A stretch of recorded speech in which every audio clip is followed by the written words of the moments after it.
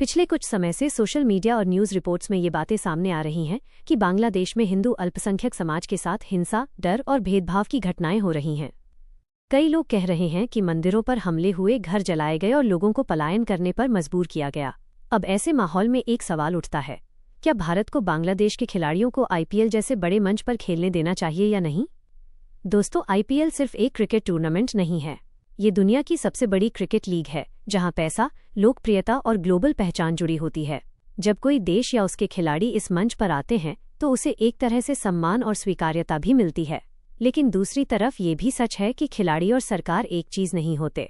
अक्सर खिलाड़ी अपने देश की राजनीति या सामाजिक हिंसा के लिए जिम्मेदार नहीं होते। कई बांग्लादेशी क्रिकेटरों ने कभी खुलकर नफरत या हिंसा का समर्थन नहीं किया है। अब यहाँ दो सोच सामने आती हैं। पहली सोच, कुछ लोग कहते हैं कि जब बांग्लादेश में अल्पसंख्यकों पर अत्याचार हो रहे हैं तब भारत को कड़ा संदेश देना चाहिए। आईपीएल में खेलने से रोकना एक डिप्लोमैटिक प्रेशर हो सकता है ताकि दुनिया का ध्यान उस मुद्दे पर जाए।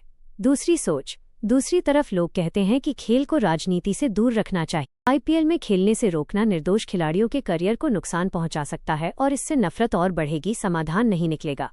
तो सही रास्ता क्या है? मेरी राय में भारत और बीसीसीआई को आंख बंद करके न तो समर्थन करना चाहिए और न ही पूरी तरह से बहिष्कार। जरूरत है एक संतुलित और मजबूत स्टैंड की।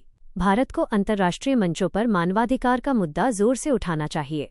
आईसीसी और अन्य क्रिकेट बोर्ड्स को यह साफ संदेश जाना चाहिए कि धर्म या समुदाय के आधार पर हिंसा स्वीकार्य नहीं है।